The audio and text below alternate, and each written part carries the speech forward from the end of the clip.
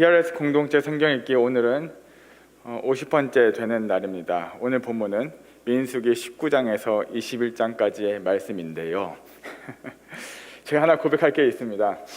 제가 본문을 잘못 공부를 하고 어제 본문을 제가 준비를 하게 되었습니다. 원래 늘 이렇게 새벽 예배를 들으면서 전에 하시던 목사님의 설교 듣고 저도 제 본문을 준비하는데 오늘 특별히 제가 좀 바빠서 듣지를 못하고 오늘 아침에 일어나서 어제 목사님께서 하신 설교를 들으니까 저랑 본문이 똑같은 거예요.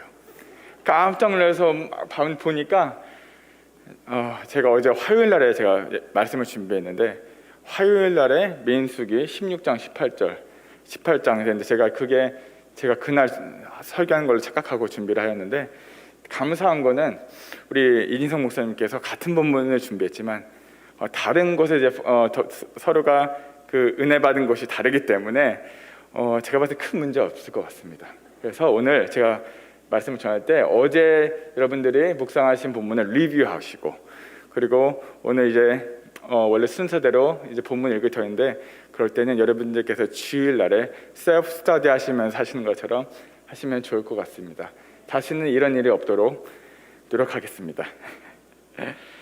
어제 본문 어제가 아니죠. 월요일 본문 우리가 14장을 통해서 이스라엘의 38년간 이 광야에 방황이 되었던 그 원인이 되었던 그 가데스 바네아에서의 반역 사건을 우리가 살펴보았고요. 그리고 어제 본문 16장 민수기 16장에서 18장까지의 말씀을 통해서 이 가데스 바네아에서의 반역 사건이 일어난 지 약 38년 정도 지난 후에 또다시 발생한 두 반역 사건에 관한 내용이었습니다. 여러분들도 어제 말씀이니까 잘 기억이 나실 것입니다. 이 레위 지파 사람 이 고라라는 사람은요, 이 아론의 후예들만 제사장의 자리에 오르는 것에 대한 불만을 갖고 있었습니다. 그리고 그는 모세와 아론에게 적대심을 갖고 동일한 불만을 갖고 있는 250명의 족장들을 모으고 고라 자손들과 함께 반역 세력을 일으켰죠. 이러한 리더십을 향한 반역 행위는 오랜 시간 광야를 떠돌며 심신이 지치고 그리고 불만이 고조되어 있었던 그 이스라엘 회중들의 지지를 얻게 되었습니다. 이들의 주장을 들어보면 다음과 같습니다. 첫째, 왜 아론과 그의 자손들만 대제사장 그 직을 수행할 수 있는지. 두 번째, 누가 이런 제도를 정했는지. 세 번째, 혹시 이러한 제도를 모세와 아론이 독단적으로 만든 건 아닌지. 마지막으로, 그리고 이스라엘 백성들이 가나안 땅에 들어가지 못한 이유가 그 독재자 모세 때문이라는 주장이었습니다. 여러분들이 마음과 헌신을 다해 섬기고 보살피고 있는 교구, 목장 혹은 부서 식구들로부터 돌아오는 소리가 결국 감사하다는 말은커녕 고작 이러한 불평과 원망 그리고 근거 없는 비방, 모함이라면 여러분들의 심정이 어떠하였을까요? 이에 대한 모세의 반응이 16장 4절에 기록되어 있습니다. 모세는 고라의 자손의 비방에 대응하지 않고 먼저 하나님 앞에 엎드려졌습니다. 그리고 15절 다단과 아비람이 모세를 또 비난하자 모세는 하나님께 아뢰었다라고 16장 15절에 기록하고 있습니다. 모세는 늘 어려운 상황에 처했을 때 가장 먼저 하는 것이 바로 하나님 앞에 나아가는 것이었습니다. 자신을 공격하고 모험하려고 하는 자들에게 대응하거나 그들에게 보복하기보단 직면하고 있는 그 문제들을 해결함에 있어서 모든 지혜의 근본이신 모든 문제의 해결 대신 하나님께 찾아가서 아뢰는 모습을 우리는 어제 본문을 통해서 보게 되었습니다. 나보다 나를 더 잘하시는 주님께서 그 자신의 삶을 하나님께 온전히 맡기고 그 하나님께서 신뢰하는 그 하나님께서 자신의 문제를 해결해 주실 것을 굳게 믿는 그 모세의 신앙을 우리는 본문을 통해서 볼 수 있었습니다. 그 결과 어떠한 일이 일어났습니까? 하나님의 심판에 고라 자손과 다단과 그리고 아비람 그리고 그 반역에 실제로 참가했던 250명의 그 주동자들이 죽임을 당하게 되었습니다. 하지만 여러분들이 성경을 통해서 볼 수 있듯이 시간이 얼마 지나지 않았음에도 불구하고 여전히 많은 이스라엘 백성들은 모세와 아론을 향해서 저들은 백성을 죽이는 리더들이다 라고 매도를 하고 다시금 모세와 아론의 리더십의 위기를 맞게 되었습니다. 이때 하나님께서는 이 흔들리고 있는 아론 가문의 대제사장직의 정통성과 그리고 권위를 분명히 하신 사건이 있었는데요. 기억나시죠, 여러분? 그것이 무엇입니까? 바로 어제 보면 17장에 아론의 싹 난 지팡이 사건이었습니다. 하나님께서는 모세에게 이스라엘의 각 지파 수대로 대표 지도자들이 각각 지팡이를 한 개씩 가지고 나오라고 명령을 하셨습니다. 그리고 레위 지파에서 가져온 그 지팡이에 아론의 이름을 적게 하였습니다. 그리고 하나님께서는 이 12지팡이를 지성소에 있는 증거궤 앞에 두라고 명령하시고 17장 5절에 보면은 이렇게 말씀하십니다. 내가 택한 자의 지팡이에는 싹이 나리니 이것으로 이스라엘 자손이 너희를 대하여 원망하는 말을 내 앞에 그치게 하라 라고 하나님께서 명령하십니다. 여러분, 우리 한번 지팡이에 대해서 한번 생각해 보았으면 좋겠습니다. 지팡이. 그 지팡이 자체는 생명력이 없습니다. 그저 말라버린 죽은 나뭇가지에 불과합니다. 이 죽은 나뭇가지에서 새롭게 싹이 난다는 것은 있을 수가 없는 일이죠. 하지만 만약 그런 기적과 같은 일이 일어난다면 이것은 분명히 하나님께서 하신 일이라는 것입니다. 이튿날이 되었습니다. 아론이 지성소에 들어가서 보니 그 아론의 지팡이에 싹이 나고 꽃이 피었다는 것입니다. 근데 거기서 끝나는 것이 아니라 심지어 거기에 열매까지 맺혀 있었습니다. 이로써 아론의 싹난 지팡이를 통하여서 하나님께서는 고라반역 사건의 계기로 아론 가문의 대제사장직 독점을 의심하였던 이스라엘 백성들에게 아론의 후손들에게 제사장직을 부여하는 것은 사람이 아닌 바로 하나님의 뜻임을 인정하게 되었습니다. 여기서 말하고 있는 지팡이, 그 지팡이가 여러분 무엇을 상징하고 있습니까? 그것은 바로 인간의 권위와 그리고 힘인 동시에 인간의 유약함과 그리고 인간이 의지하는 모든 것들의 한계를 그 지팡이가 의미를 하고 있다는 것입니다. 제 아무리 막강한 리더의 이 지팡이라 할지라도 이 지팡이는 생명력 없는 죽은 나뭇가지에 불과합니다.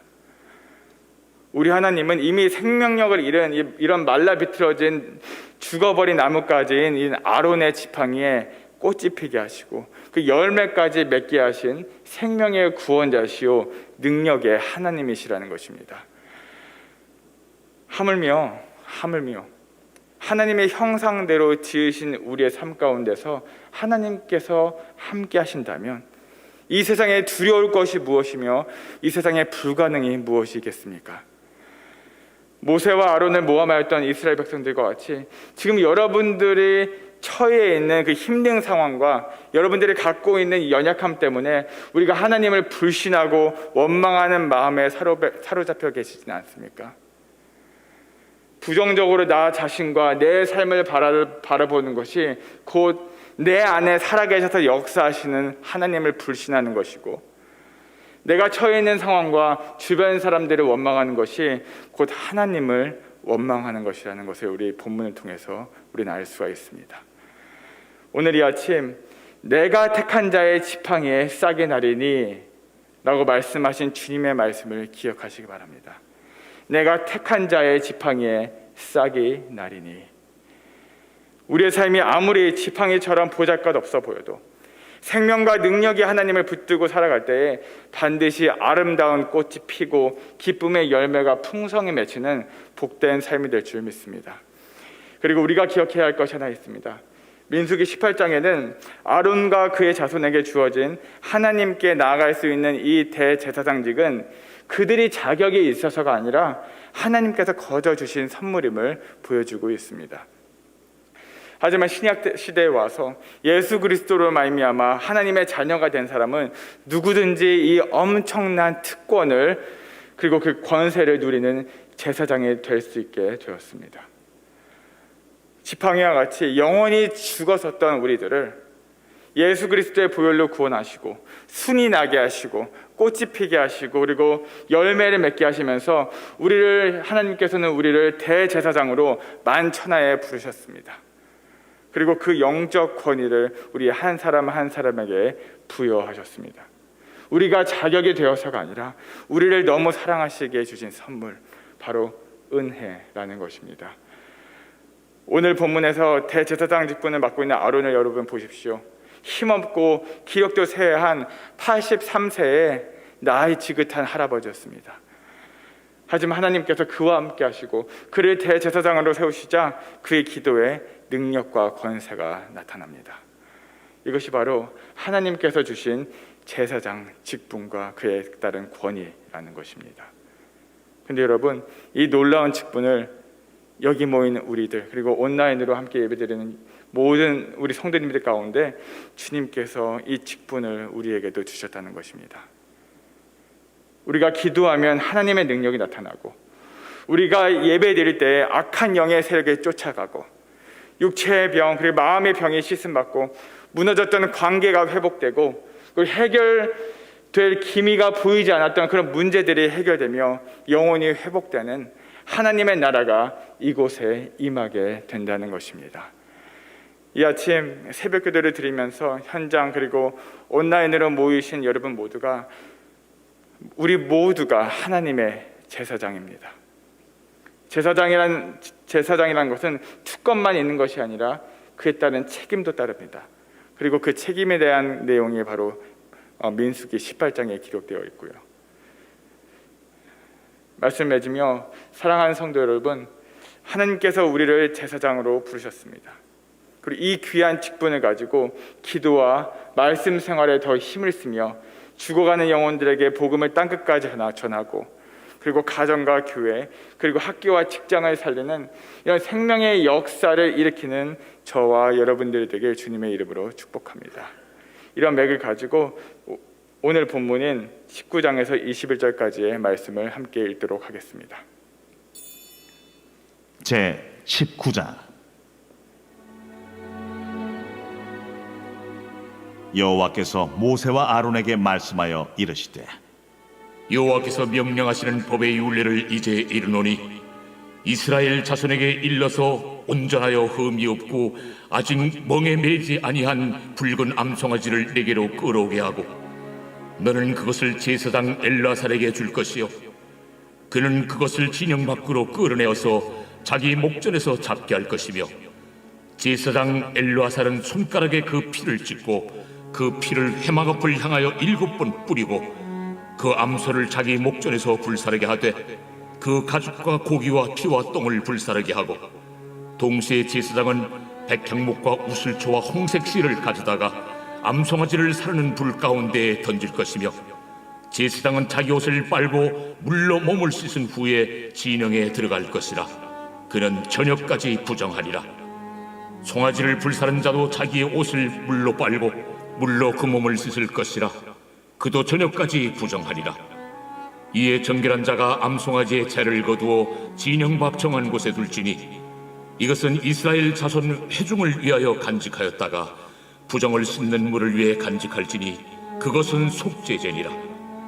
암송아지의 채를 거둔 자도 자기 옷을 빨 것이며 저녁까지 부정하리라. 이는 이스라엘 자손과 그 중에 거류하는 외인에게 영원한 율례니라.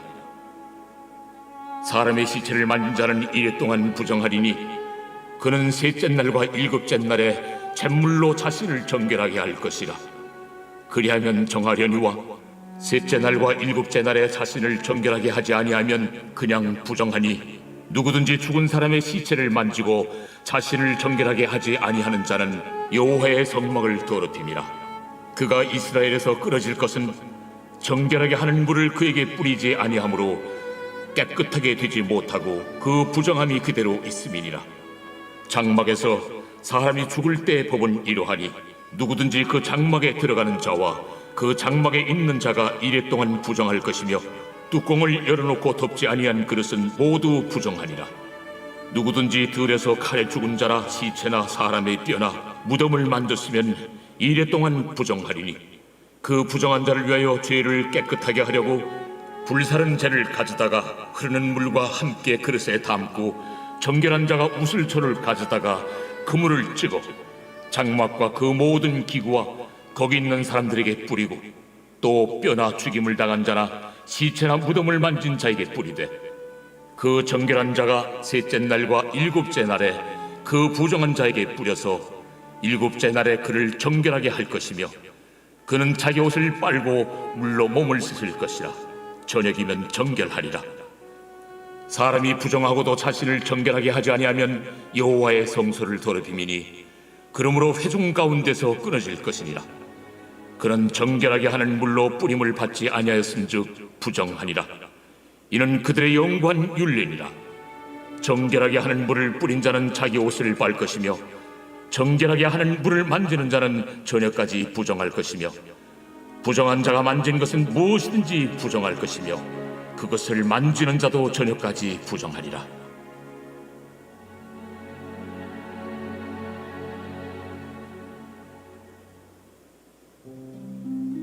제 20장.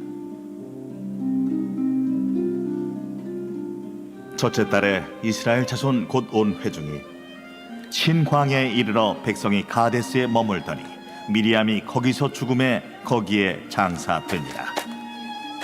회중이 물이 없으므로 모세와 아론에게로 모였더니라. 백성이 모세와 다투어 말하여 이르되 우리 형제들이 여호와 앞에서 죽을 때에 우리도 죽었더라면 좋을 뻔하였도다. 너희가 어찌하여 여호와의 회중을 이 광야로 인도하여 우리와 우리 짐승이 다 여기서 죽게 하느냐? 너희가 어찌하여 우리를 애굽에서 나오게 하여 이 나쁜 곳으로 인도하였느냐? 이곳에는 파종할 곳이 없고 무화과도 없고 포도도 없고 석류도 없고 마실 물도 없도다. 모세와 아론이 회중 앞을 떠나 회막문에 이르러 엎드리매 여호와의 영광이 그들에게 나타나며 여호와께서 모세에게 말씀하여 이르시되 지팡이를 가지고 내 형 아론과 함께 회중을 모으고 그들의 목전에서 너희는 반석에게 명령하여 물을 내라 하라. 네가 그 반석이 물을 내게 하여 회중과 그들의 짐승에게 마시게 할지니라. 모세가 그 명령대로 여호와 앞에서 지팡이를 잡으니라. 모세와 아론이 회중을 그 반석 앞에 모으고 모세가 그들에게 이르되 반역한 너희여 들으라. 우리가 너희를 위하여 이 반석에서 물을 내리야. 모세가 그의 손을 들어 그의 지팡이로 반석을 2번 치니 물이 많이 솟아나오므로 회중과 그들의 짐승이 마시니라. 여호와께서 모세와 아론에게 이르시되 너희가 나를 믿지 아니하고 이스라엘 자손의 목전에서 내 거룩함을 나타내지 아니한 고로 너희는 이 회중을 내가 그들에게 준 땅으로 인도하여 드리지 못하리라 하시니라. 이스라엘 자손이 여호와와 다투었으므로 이를 무리바 무리라 하니라. 여호와께서 그들 중에서 그 거룩함을 나타내셨더라. 모세가 가데스에서 에돔 왕에게 사신을 보내며 이르되 당신의 형제 이스라엘의 말에 우리가 당한 모든 고난을 당신도 아시거니와 우리 조상들이 애굽으로 내려갔으므로 우리가 애굽에 오래 거주하였더니 애굽인이 우리 조상들과 우리를 학대하였으므로 우리가 여호와께 부르짖었더니 우리 소리를 들으시고 천사를 보내사 우리를 애굽에서 인도하여 내셨나이다. 이제 우리가 당신의 변방 모퉁이 한 성읍 가데스에 있사오니 청하건대 우리에게 당신을 땅을 지나가게 하소서. 우리가 밭으로나 포도원으로 지나가지 아니하고 우물물도 마시지 아니하고 왕의 큰 길로만 지나가고 당신의 지경에서 나가기까지 왼쪽으로나 오른쪽으로나 치우치지 아니하리이다 한다고 하라. 에돔 왕이 대답하되 너는 우리 가운데로 지나가지 못하리라. 내가 칼을 들고 나아가 너를 대적할까 하노라. 이스라엘 자손이 이르되 우리가 큰 길로만 지나가겠고 우리나 우리 짐승이 당신의 물을 마시면 그 값을 낼 것이라. 우리가 도보로 지나갈 뿐인즉 아무 일도 없으리이다. 너는 지나가지 못하리라. 하고 에돔 왕이 많은 백성을 거느리고 나와서 강한 손으로 막으니 에돔 왕이 이같이 이스라엘이 그의 영토로 지나감을 용납하지 아니하므로 이스라엘이 그들에게서 돌이키니라. 이스라엘 자손 곧 온 회중이 가데스를 떠나 호르산에 이르렀더니 여호와께서 에돔 땅 변경 호르산에서 모세와 아론에게 말씀하시니라. 아론은 그 조상들에게로 돌아가고 내가 이스라엘 자손에게 준 땅에는 들어가지 못하리니 이는 너희가 무리와 물에서 내 말을 거역한 까닭이니라. 너는 아론과 그의 아들 엘라사를 데리고 호르산에 올라 아론의 옷을 벗겨 그의 아들 엘라사에게 입히라. 아론은 거기서 죽어 그 조상에게로 돌아가리라. 모세가 여호와의 명령을 따라 그들과 함께 회중의 목전에서 호르산에 오르니라. 모세가 아론의 옷을 벗겨 그의 아들 엘르아살에게 입히매 아론이 그 산 꼭대기에서 죽으니라. 모세와 엘르아살이 산에서 내려오니 온 회중 곧 이스라엘 온 족속이 아론이 죽은 것을 보고 그를 위하여 30일 동안 애곡하였더라.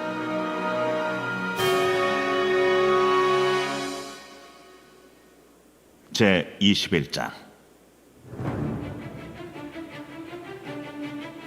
네겝에 거주하는 가나안 사람 곧 아라세 왕이 이스라엘이 아다린 길로 온다 함을 듣고 이스라엘을 쳐서 그중 몇 사람을 사로잡은지라. 이스라엘이 여호와께 서원하여 이르되 주께서 만일 이 백성을 내 손에 넘기시면 내가 그들의 성읍을 다 멸하리이다. 여호와께서 이스라엘의 목소리를 들으시고 가나안 사람을 그들의 손에 넘기시매 그들과 그들의 성읍을 다 멸하니라. 그러므로 그곳 이름을 호르마라 하였더라. 백성이 호르산에서 출발하여 홍해 길을 따라 에돔 땅을 우회하려 하였다가 길로 말미암아 백성의 마음이 상하니라. 백성이 하나님과 모세를 향하여 원망하되 어찌하여 우리를 애굽에서 인도해내어 이 광야에서 죽게 하는가? 이곳에는 먹을 것도 없고 물도 없도다. 우리 마음이 이 하찮은 음식을 싫어하노라. 여호와께서 불뱀들을 백성 중에 보내어 백성을 물게 하심으로 이스라엘 백성 중에 죽은 자가 많은지라. 백성이 모세에게 이르러 말하되 우리가 여호와와 당신을 향하여 원망함으로 범죄하였사오니 여호와께 기도하여 이 뱀들을 우리에게서 떠나게 하소서. 모세가 백성을 위하여 기도하매 여호와께서 모세에게 이르시되 불뱀을 만들어 장대에 매달아라. 물린 자마다 그것을 보면 살리라. 모세가 놋뱀을 만들어 장대 위에 다니 뱀에게 몰린 자가 놋뱀을 쳐다본즉 모두 살더라. 이스라엘 자손이 그곳을 떠나 오봇에 진을 쳤고 오봇을 떠나 모압 앞쪽 해돋는 쪽 광야 이에야바림에 진을 쳤고 거기를 떠나 세렛 골짜기에 진을 쳤고 거기를 떠나 아모리인의 영토에서 흘러나와서 광야에 이른 아르논 강 건너편에 진을 쳤으니 아르논은 모압과 아모리 사이에서 모압의 경계가 된 곳이라. 이러므로 여호와의 전쟁기에 일렀으되 수바의 와합과 아르논 골짜기와 모든 골짜기의 비탈은 아르고우를 향하여 기울어지고 모압의 경계에 닿았도다 하였더라. 거기서 부엘에 이르니 부엘은 여호와께서 모세에게 명령하시기를 백성을 모으라. 내가 그들에게 물을 주리라. 하시던 우물이라. 그때 이스라엘이 노래하여 이르되 우물물아 솟아나라. 너희는 그것을 노래하라. 이 우물은 지휘관들이 팠고 백성의 귀인들이 규와 지팡이로 판 것이로다. 그들은 광야에서 마따나에 이르렀고 마따나에서 나할리엘에 이르렀고 나할리엘에서 바못에 이르렀고 바못에서 모압들에 있는 골짜기에 이르러 광야가 내려다 보이는 비스가 산 꼭대기에 이르렀더라. 이스라엘이 아모리 왕 시혼에게 사신을 보내어 이르되 우리에게 당신의 땅을 지나가게 하소서. 우리가 밭에든지 포도원에든지 들어가지 아니하며 우물물도 마시지 아니하고 당신의 지경에서 다 나가기까지 왕의 큰 길로만 지나가리이다. 하나 시온이 이스라엘이 자기 영토로 지나감을 용납하지 아니하고 그의 백성을 다 모아 이스라엘을 치러 광야로 나왔어 야하스에 이르러 이스라엘을 치므로 이스라엘이 칼날로 그들을 쳐서 무찌르고 그 땅을 아르논에서부터 야복까지 점령하여 암몬 자손에게까지 미치니 암몬 자손의 경계는 견고하더라. 이스라엘이 이같이 그 모든 성읍을 빼앗고 그 아모리인의 모든 성읍 헤스본과 그 모든 촌락에 거주하였으니 헤스본은 아모리인의 왕 시혼의 도성이라. 시혼이 그전 모압 왕을 치고 그의 모든 땅을 아르논까지 그의 손에서 빼앗았더라. 그러므로 시인이 읊어 이르되 너희는 헤스본으로 올지어다. 시온의 성을 세워 견고히 할지어다. 헤스본에서 불이 나오며 시온의 성에서 화염이 나와서 모압의 아르를 삼키며 아르는 높은 곳의 주인을 멸하였도다. 모압아, 내가 화를 당하였도다. 그모스의 백성아, 내가 멸망하였도다. 그가 그의 아들들을 도망하게 하였고 그의 딸들을 아모리네 왕 시온의 포로가 되게 하였도다. 우리가 그들을 쏘아서 헤스본을 디본까지 멸하였고 메드바에 가까운 노바까지 황폐하게 하였더라. 이스라엘이 아모리인의 땅에 거주하였더니 모세가 또 사람을 보내어 야세를 정탐하게 하고 그 촌락들을 빼앗고 그곳에 있던 아모리인을 몰아내었더라. 그들이 돌이켜 바산길로 올라가매 바산왕 옥이 그의 백성을 다 거느리고 나와서 그들을 맞아 에드레이에서 싸우려 하는지라. 여호와께서 모세에게 이르시되 그를 두려워하지 말라. 내가 그와 그의 백성과 그의 땅을 네 손에 넘겼나니 너는 헤스본에 거주하던 아모리인의 왕 시온에게 행한 것 같이 그에게도 행할지니라. 이에 그와 그의 아들들과 그의 백성을 다 쳐서 한 사람도 남기지 아니하고 그의 땅을 점령하였더라.